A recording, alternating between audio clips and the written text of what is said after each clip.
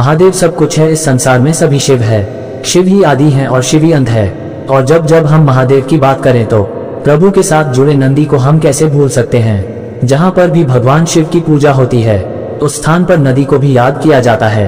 हर मंदिर में देखा जाता है कि भगवान शिव के सामने ही उनके वाहन नंदी की मूर्ति स्थापित होती है। इस प्रकार भगवान शिव के दर्शन और पूजन का महत्व है, उसी प्रकार नंदी का दर्शन भी किया जाता है। नंदी भगवान शिव के वाहन ही नहीं है, वे उनके परम भक्त कहा जाता है कि अगर अपनी मनोकामना नंदी के कान में कही जाए तो वे भगवान शिव को उसे जरूर पहुंचाते हैं। आपने देखा होगा कि नंदी मंदिर के बाहर विराजमान होते हैं। कहा जाता है कि नंदी बाहर इसलिए विराजमान होते हैं ताकि बगदाद आसानी से उन तक अपनी बात पहुंचा सकें। तो आखिर क्यों है ऐसा, क्या है इसके पीछे की कथा, आइए जानते हैं इस वीडियो में। मगर उससे पहले हमारे चैनल को सब्सक्राइब करना ना भूलें और बोले हर हर महादेव। शास्त्रों में इस बात का जिक्र किया गया है, ये स्वयं भगवान शिव जी ने नंदी को ये वरदान दिया था कि जो तुम्हारे काम में आकर अपनी मनोकामना कहेगा उस व्यक्ति की सभी इच्छाएं जरूर पूरी होंगी। कहानी शुरू होती है नंदी के पिता श्रीलाद से। श्रीलाद ने जमकर भोलेनाथ की तपस्या की थी ताकि उन्हें एक संतान प्राप्त हो और उनका वंश आगे चल पाए। भगवान शिव ने उनके कठोर तपस्या से खुश होकर उन्हें पुत्र रूप में प्रकट होने का वरदान दिया। वरदान में श्री बैल जैसा पुत्र मांगा। कुछ समय बाद भूमि जोतते समय एक बालक मिला। इस कानून ने नाम रख दिया। जब नंदी को अपना अल्पाई होने के बारे में पता चला तो महादेव की आराधना से मृत्यु को जीतने के लिए वन में चला गया और वहां जाकर उसने शिव का ध्यान करना शुरू कर दिया। भगवान शंकर के तप से प्रसन्न हो गए और उसे वरदान दे दिया कि नंदी तो मृत्यु और भय से हमेशा हमेशा के लिए मुक्त हो। मैं तुम्हें आज हर और अमर होने का वरदान देता हूँ। नंदी कैलाश पर भगवान शिव की निरंतर सेवा और आराधना करता था। कोई भी महादेव से मिलने आता तो पहले नंदी से मिलना अनिवार्य हो गया था।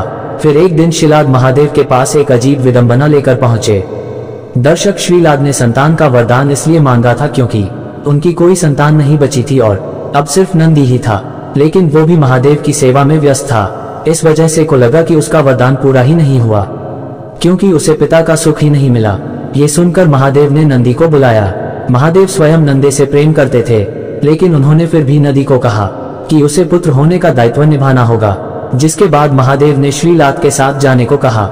महादेव से दूर होने की पीड़ा नंदी को परेशान करती रही और उसने खाना पीना छोड़ दिया और वे काफी चिंतन में जीवन व्यतीत करने लगा। अपने पुत्र की ये दशा देखकर श्रीलाद एक बार पुनः महादेव के पास गए और उनसे प्रार्थना की कि वो नंदी को वापस बुला ले, क्योंकि वो अपने पुत्र की ऐसी दशा नहीं देख सकते थे और साथ ही उनका वंश अब इस बात का प्रतीक होगा कि भगवान शिव स्वयं उनके पुत्र से प्रेम करते हैं। क्योंकि नदी के जाने के बाद महादेव को भी उसकी बहुत याद बता रही थी। वो भी नन्हे से प्रेम करते हैं। नंदी के इस अतुल्य प्रेम को देखकर ही महादेव ने उसे वरदान दिया कि कोई भी प्रार्थना कर महादेव तक पहुंचानी हो तो नंदी के कान में उसे बोल दिया जाए। ये प्रार्थना सीधा महादेव तक पहुंच जाएगी। यहाँ तक कि माता पार्वती ने भी भगवान शिव तक संदेश पहुंचाने के लिए नंदी के कान में ही बोला था। नंदी सदैव भगवान शिव के साथ ही रहते हैं। इसके बाद देवों के देव महादेव ने माता पार्वती के सम्मति से सभी गणों, गणेश और वेदों के समक्ष गणों के अधिपति के रूप में नंदी का अभिषेक करवाया। तो इस प्रकार नंदी बने नंदीश्वर। इस कथा से हमें ये पता चलता है कि महादेव अपने सच्चे भक्तों को कभी अकेला नहीं छोड़ते। पौराणिक मान्यताओं के अनुसार बाद में मर्दों की पुत्री सुरक्षा के साथ उनका विवाह हो गया।